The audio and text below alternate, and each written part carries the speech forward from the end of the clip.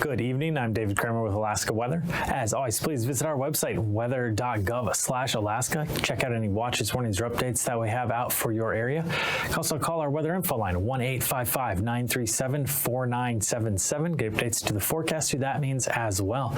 Starting off, I did want to take a quick look at our ice edge. This is an image really zoomed in our satellite here in areas of the Yukon Delta, specifically west of Amonic, and we're looking at what we call a false color image here, where this lighter blue shade, you can see where the shore-fast ice is right along the Yukon Delta, and these darker areas in between where the land is and that blue shade for the ice, we can see where we actually have some degradation there, some melting along the shore-fast ice, farther to the north as well. And we look back on the left-hand side, we can see more of the true color image. Ice shows up a little darker here, but we can still see some of those areas where we do have that melting on the shore-fast ice, again, along the Yukon Delta, west of Amonic. Taking a look now, we'll take a minute to talk about some of the watches, warnings, and advisories that we have out for the state. Quite a few of our flood products still out that we saw yesterday as well, all along the Yukon River here.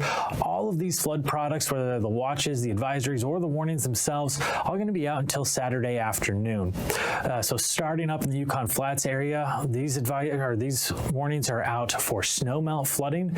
These are going to be for Yukon and Porcupine River around Fort Yukon, as well as Yukon River by Stevens Village. As we move down the river, other warnings that we have in the lower Yukon are going to be from ice jam flooding. Now, these products are only out until Saturday afternoon, but we are going to continue to watch these rivers. We do expect high water levels for at least another week or so, but the products themselves are out until tomorrow afternoon. These are going to be in effect for Russian Mission area, as well as from Marshall to Mountain Village, again out until Saturday afternoon. And then we also have a flood advisory out by the Galena area, specifically from Galena to Kaltag on the Yukon River. That's out until Saturday afternoon as well. The other product that we have is wind advisory that's out for the eastern Alaska range. That is going to be for winds that could gust up to 60 miles an hour, and that is going to be out until Saturday afternoon as well. Taking a look at our flood map, a lot of the rivers starting to really show more open water, but we do have some up on the North Slope areas as well as in the western Brooks Range, including the noaa that we are still monitoring closely for the potential of flooding up there, as some of that ice could start breaking up here pretty soon. So our fire danger, we're looking at low levels throughout much of the state. And as we look at kind of the southwestern portions of the interior here, there are still some areas that are higher, very high, but even this is diminished from what we had seen yesterday. So we are looking at improvement as we look out towards Saturday for some of the fire danger concerns for the state. Taking a look at our satellite imagery, our main low is kind of just sitting out over the eastern part of the Bering Sea. A lot of cloud cover from this, a lot of flow from the south that's bringing up a lot of moisture and rain to much of mainland Alaska.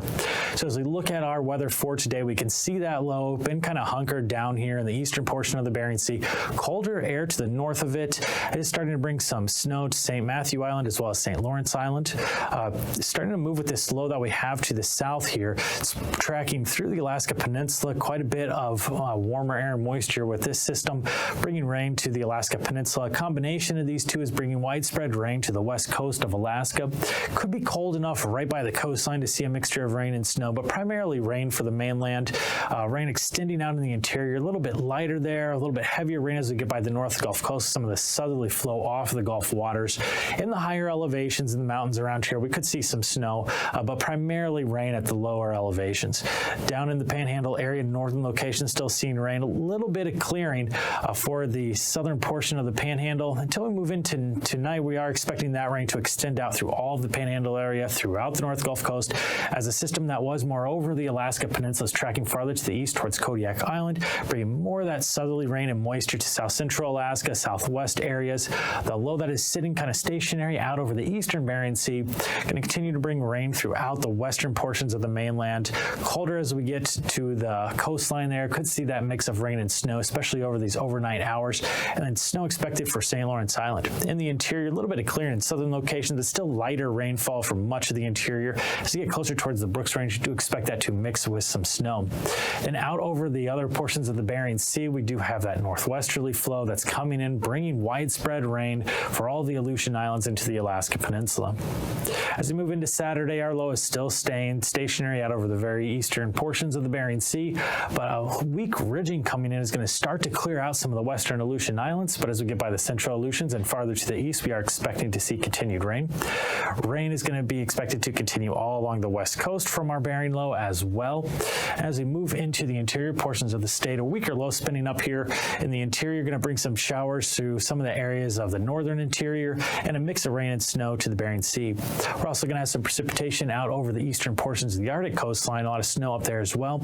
And then down in the Gulf waters, we have our system that's moving pretty slowly through the Gulf now, just to the east of Kodiak Island, bringing more moisture throughout areas all along south central, especially the Gulf Coast area, and then continued rain throughout areas of the Panhandle. Once again, the higher elevations could see some snow with that system coming in. And then finally on Sunday, our system is weakening out over the Gulf, slowly continuing its progression to the east. Our flow is going to start to be more westerly as we get to the Panhandle area, but that is going to be continued rainfall through the Panhandle throughout the weekend. We're going to see quite a bit of rain for much of south central as well. Higher elevations see some of that snow, and our low sitting out over the interior, going to bring some rainfall throughout the interior locations as well as up into the Brooks Range. Clearing out, however, along the Arctic coastline, and as our low that was out over the Bering is finally starting to weaken and push off to the south and east, we will see some level of clearing in terms of precipitation for the west coast, but there will still be plenty of areas that will see at least light rain showers through Sunday. We're also going to see some rain showers out over the Alaska Peninsula and some northwest flow, and another system coming in from the west is going to bring some rain back to the western Aleutian Islands. Taking a look at our temperatures for Saturday morning lows, we are going to start in south central area, dropping down into the lower 40s for most locations, 39 for Glen Allen, just a touch colder there. And then down for the Panhandle, dropping down to the lower 40s for the southern locations, and mid to upper 40s as we get farther to the north. Our Saturday afternoon highs in the Panhandle getting up into the lower to mid 50s, 50 degrees for Yakutat is expected. As we move out towards south central Alaska, in the 40s along the Gulf Coast, but into the 50s for interior locations. Then for Sunday morning lows, dropping down into the 40s throughout much of the south central area, down into the upper 30s for the Copper River Basin, and then out for the Panhandle area, dropping down into the mid 40s for pretty much everywhere. A little bit colder there at Yakutat, 42 degrees expected. Sunday afternoon highs getting up into the lower 50s most locations. Sitka staying a little bit colder, only getting up to 49 degrees, and some of the rainfall that is expected out there. And then for south central Alaska, we are going to jump back up into the 50s most locations away from the Gulf, but along the Gulf we are expecting temperatures to stay in the 40s. For the northern portions of the state along the west coast, we do have temperatures dropping down into the 30s for Saturday morning, colder in the Kotzebue Sound area as well as for St. Lawrence Island. Along the Arctic coastline, dropping down into the 20s for all locations, and then more in the interior, we are expecting temperatures to drop down into the 40s. Moving into Saturday afternoon, getting back up into the 60s all throughout the interior here, getting up around or above freezing for the Arctic coastline, and then down the west coast of the state, we do have most places getting up into the 40s, but the farthest west locations will stay in the 30s. Sunday morning lows, we are going to drop back down into the 20s around Kotzebue Sound, into the 30s for the North Sound area, in the 20s for the North Slope, and dropping down into the 40s for the interior. Sunday afternoon highs once again getting back up into the 60s for Yukon, going to be the warmest there at 68 degrees, into the 30s for much of the Arctic coastline, and into the 30s for the Kotzebue Sound, but into the 40s for areas around the Norton Sound. For southwest Alaska, we are expecting temperatures to drop down near 40 degrees for Saturday morning, and then near 40 degrees for the Aleutian Islands and Alaska Peninsula as well. Saturday afternoon high is going to get up into the 40s for more interior locations in southwest, but along the coastline right around 40 degrees is expected. Mid 40s for the Alaska Peninsula and lower 40s for the Aleutian Islands, with 39 expected for St. Paul. Sunday morning low is going to drop back down into the 30s all throughout southwest Alaska. Coldest there by Nunavik Island and Makoriak, and then dropping down to near 40 degrees for the Alaska Peninsula. Upper 30s to right around 40 for the Aleutian Islands. Sunday afternoon highs getting up into the 40s for most locations in southwest. Mid 40s for the Alaska Peninsula and Aleutian Islands. 39 degrees expected high for St. Paul. For our temperature outlook and our climate, we are expecting below normal temperatures for southwest, with above normal chances for the northern portions of the state as well as the Panhandle. And now, aviation weather around Alaska. For aviation, we'll start off with a look at our flying weather. Out over the Bering Sea and Aleutian Islands, we have widespread NVFR conditions with some areas of IFR coming in with some of those northerly winds. We also have some IFR conditions making their way into southwest Alaska as well as much of the Gulf of Alaska. NVFR conditions poking their nose into south central and starting to make their way closer towards the Panhandle as well. But Panhandle here on Saturday morning, still primarily VFR. VFR conditions for much of the interior, but starting to get back down into NVFR and IFR as we get farther to the north. Then on Saturday afternoon, much of the western portion of the Arctic coastline going to clear out, but still some NVFR and IFR farther to the east. Interior still very much VFR Saturday afternoon, but NVFR conditions will spread across much of south central as we move into the afternoon hours on Saturday. IFR conditions out over much of the Gulf of Alaska, and NVFR conditions will have moved into the Panhandle area. Northern locations, we are expecting to see IFR as well.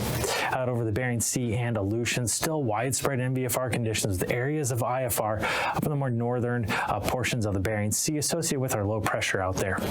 And on Sunday morning, we have more IFR conditions moving in towards the western Aleutian Islands, continuing to see IFR conditions over the eastern part of the Bering Sea. NVFR conditions moving in along the west coast of the state, including southwest Alaska and the Alaska Peninsula.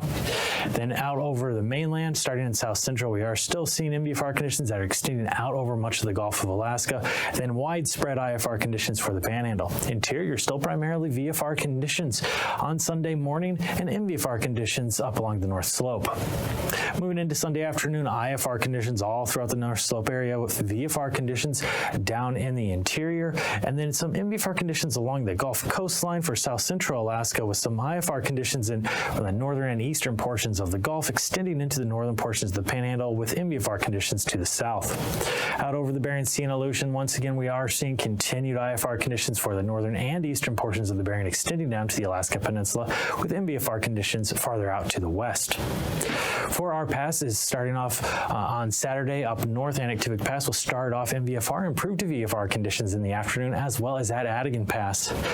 Lake Clark will start off IFR, improved to NVFR, and Merrill is expected to be NVFR throughout the day on Saturday. Rainy Pass also expected to be NVFR, as well as at Windy Pass. Isabel Pass expecting to be VFR throughout the day, and same is true for Mentasta. Then dropping down, we are going to see Tanita Pass starting off VFR, downgrading to marginal conditions later in the day, and Portage should be NVFR throughout the day Saturday. Chilkoot and White will start off VFR and drop all the way down to IFR in the afternoon. For our freezing levels, we can see a couple areas of some colder spots with lower freezing levels out over the southeast mainland and northern portions of the Panhandle, down to 2,000 feet for our freezing levels. And then out over the Bering Sea, another area of cold air dropping freezing levels down to around 2,000 feet, extending out by southwest Alaska and through much of the Bering Sea and Aleutians. Taking a look at our icing way out west in the Bering Sea, we have above 2,000 feet there. That's going to extend out, as we saw with those freezing levels, out over southwest Alaska around to be above 2,000 feet there as well. Out over south central and northern portions of the Gulf above 5,000 feet, extending out over northern portions of the Panhandle as well. And then some areas in the far eastern interior above 6,000 feet. For our jet stream, strongest portion of the jet is south of the Gulf, around 135 knots out of a southwesterly direction. Weaker portions of the jet out over the Aleutian Islands out of a northwesterly direction, around 105 knots. Then at 9,000 feet, we are seeing winds up to 65 knots by the western Aleutians, 50 knots out of the west, south of our eastern Bering low. That's approaching the Alaska Peninsula. And then we're going to see some winds out of a southerly direction through the Bering Sea, getting up to 35 or even as high as 50 knots as we get to the northern portions of the Panhandle.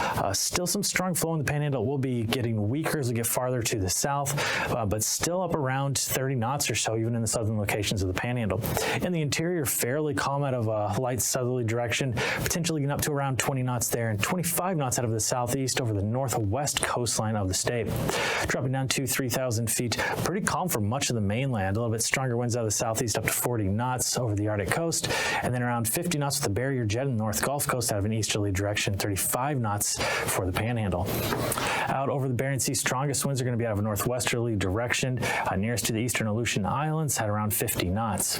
Looking at our turbulence with those stronger winds over the Aleutians, we do have turbulence there below 3,000 feet to the west, 4,000 feet as we get closer towards the Alaska Peninsula. And then we also have some turbulence along the North Gulf Coast below 6,000 feet from the northern Panhandle through the Barren Islands area and up into southwest Alaska below 4,000. Welcome back to another edition of Alaska Weather Facts. I'm Dave Snyder, and joining me again is Cindy Preller. She's the Tsunami Program Manager for Alaska Region's National Weather Service. Thanks again for joining us, Cindy. Thanks for having me back, Dave. Sure thing. And I love saying Tsunami Program Manager for Alaska's National Weather Service because that's not weather. Why is the Tsunami Program part of the National Weather Service? Well, it's because the Weather Service absolutely rocks at warning people for every kind of, devastating natural hazard. Mm-hmm. The mission of the Weather Service is to protect life and property. And so how does the Tsunami Warning Center in Palmer, Alaska, which is a very unique office, again, within the Weather Service, it's not weather, how do those folks help us protect life and property? The National Tsunami Warning Center in Palmer is a national warning center, and we analyze seismic traces 24/7 all around the world. So when there's an earthquake anywhere on the planet, we see it and analyze it within minutes. Within minutes, and there's actually a goal to have it under, was it 5 minutes? If there is a tsunami warning to be issued for continental America, we must get that out, or shoot to get that out in 5 minutes. Okay. Now that's not something I have ever learned to do, so I know it would be a struggle for me to do that under probably hours, but it is fascinating to watch, and the office is open on a regular basis for tours, right? Absolutely. Come by Friday. Okay. Yep, every Friday at 1, 2, and 3 p.m. and they're open public free tours. And it's the most interesting place on the planet. You really should check it out. Okay, and the office team is made up of people that are earth scientists, not meteorologists or atmospheric scientists. Talk about some of the types of people that work there. Right, we are out of place in our National Weather Service, but we are geologists, geophysicists, oceanographers. We even have an astrophysicist on board, computer software architects, electronic technicians that are brilliant and innovative. Our software is all written in-house. Our instrumentation is designed in-house. So it's a really, really unique place, and it's just a couple handfuls of people that work there. So sure. Yeah. One of my favorite ways to get a tsunami alert message is on Twitter. Right. And I can follow the Twitter address, and we'll put that up on the screen for you there. But it's usually a very quick message that tells you initially what the magnitude of an earthquake could be and about where its epicenter was. What are some of the other ways that you can get that alert message? Well, Twitter's my favorite too.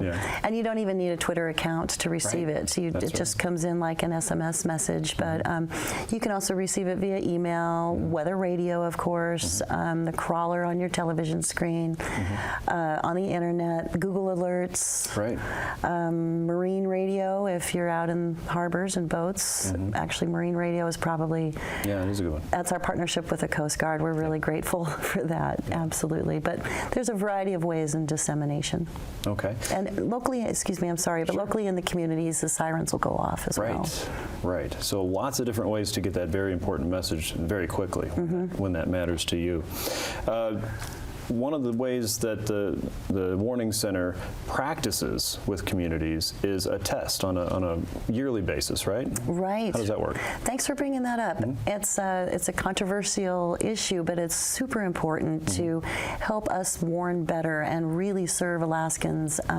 So the week of March 27th, the commemoration of the 1964 event, for that week we have a Tsunami Preparedness Week every year.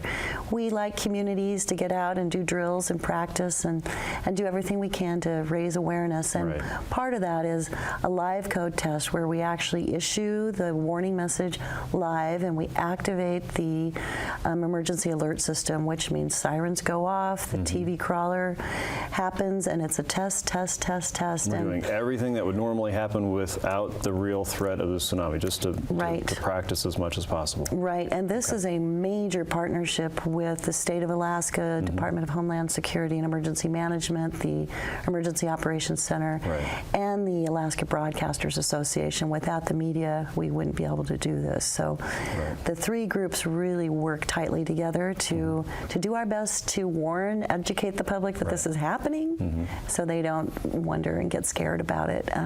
It has been remarkable what we've learned. I mean, it pretty much breaks somewhere every time, but then we fix it. And it gets better. So a quick example is just a few years ago, we used to, when we issued a message, it would activate the entire state. Right? I mean, Kotzebue, Nome, Bethel, everybody would be in tsunami warning. And so now we can regionalize it to where the actual event is taking place. That's pretty huge. Right. So identifying points of failure and also points of success and making sure we continue down that successful path so that folks are warned as quickly and accurately as possible. Absolutely. And, you know, to get our communities involved to prep themselves, prep their businesses, prep their tourism, prep their schools, you know, just make this an annual thing they need to be doing. Right. So as citizens wanting to be prepared, we should be prepared to learn more about that test that's happening usually toward the end of March every year. Right. And you should be happy that it's happening. Instead of upset. Definitely be happy that it's happening. Right. Just as we test tornado sirens in tornado country, we also have to test the tsunami program as well. Right. Because there isn't enough time. You know, for a local tsunami, the wave will arrive in less than 2 minutes. So it's super important that people know what to do. Very good. Well, Cindy, thank you so much for helping us know more about the Tsunami Ready program and the test. And the Tsunami Warning Center is a very unique and very important job in the National Weather Service that is just fascinating to me every time I visit the office. So. It's the only one for the continent. You really should come check it out. It's an international effort. Yes. Wonderful stuff. Thank you, Cindy. Thank you, Dave. And thanks for joining us for another edition of Alaska Weather Facts. I'm Dave Snyder. We'll see you next time.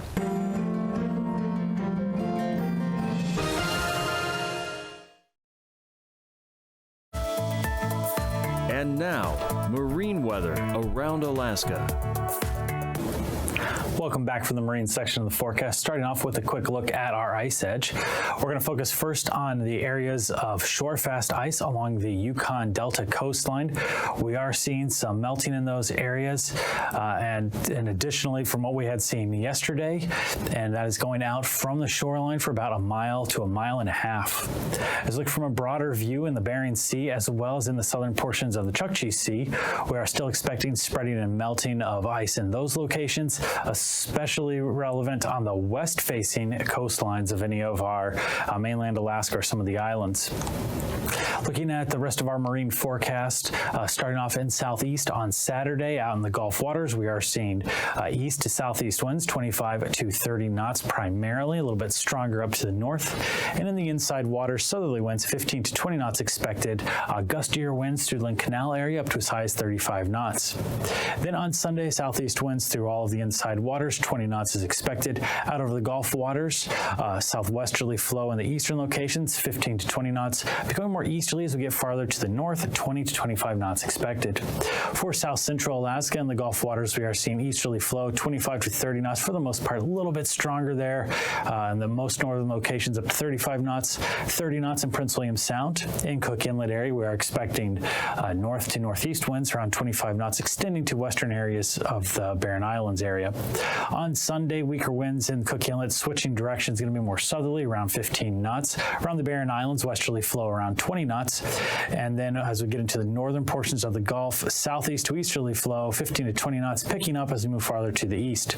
In Prince William Sound, easterly winds at 15 knots expected. For Saturday, for the Alaska Peninsula and Kodiak Island, around Kodiak Island, we're seeing primarily westerly winds, 20 to 25 knots. And then around the peninsula, still seeing that westerly flow, 20 to 25 knots expected. On Sunday, continuing to see west winds, getting up a little bit stronger there near False Pass, 30 knots out of the west. Still primarily a westerly flow or southwest, 20 to 25 knots elsewhere for the peninsula and Kodiak Island. As we look out by the Aleutians, still seeing primarily westerly winds all around 30 knots. Till we get out by the western Aleutians, a little bit weaker there, 20 to 25 knots is expected. On Sunday, still primarily westerly winds, a little bit southwest component there, 25 knots for the western Aleutian Islands. It's going to be pretty similar for the central Aleutian Islands, and then picking up to 25 to 30 knots by the eastern Aleutians. Along the west coast of the state, starting up north, we are going to see easterly winds 20 knots.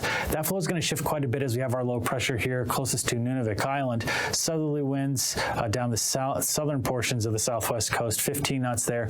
Northerly winds by St. Matthew Island around 20 knots, and then 30 knots out of the west by the Pribilof Islands with seas up to as high as 11 feet.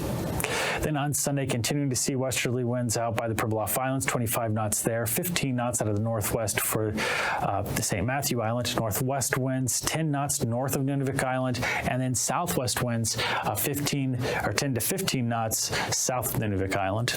On Saturday, along the Arctic coastline, we are expecting winds to be out of the east, 15 to 20 knots, and then down the west coast, becoming more northerly component, up to as high as 25 knots along the northwest areas, diminishing to around 20 through the Bering Strait. On Sunday, flow switching up to be more westerly along the west coast, 10 to 15 knots expected, and then still easterly winds along the Arctic coastline, 10 near Ukuyagvik, picking up all the way to 30 by Kaktovik. For our weather for the remainder of the day, we do have several flood products out along the Yukon River from the Yukon Flats area for snowmelt flooding all the way down to the lower Yukon, where we do have a lot of ice jam flooding in effect. Right now, a lot of those warnings are out until Saturday afternoon, but keep checking our website, weather.gov/Alaska, for any updates to those products. Otherwise, we have a relatively stationary low here on Saturday that's been sitting there for several days, continuing to pump moisture in over mainland Alaska, bringing rain throughout the west coast, through southwest, and into south central as well. We have another low moving slowly through the Gulf of Alaska, with its front bringing more rain to the North Gulf Coast and throughout all areas of the Panhandle. Up in the Brooks Range, we're also going to see some rain showers starting to mix with snow at some of the higher elevations. And then on the other side of our Bering Low, we are going to see some northwesterly winds coming in, bringing rain to the central and eastern Aleutians, with ridging moving in to clear out for the western Aleutians. But then as we move into Sunday, another low is going to move in over the western Aleutians, bringing rain back to the islands. Although that was out over the eastern Bering, finally starting to diminish and drift off to the south and east as it weakens, but still some lighter showers out over the western portion of the mainland down through the Alaska Peninsula. Rain throughout the interior and south central from lows in the interior and the Gulf of Alaska, and more rain for the Panhandle. These forecasts are for planning purposes only. Call 1-800-WX-BRIEF for a formal pre-flight briefing. Always file a flight plan before you go flying. The U.S. Coast Guard Auxiliary urges you to leave a float plan with a friend or the harbor master before you go boating.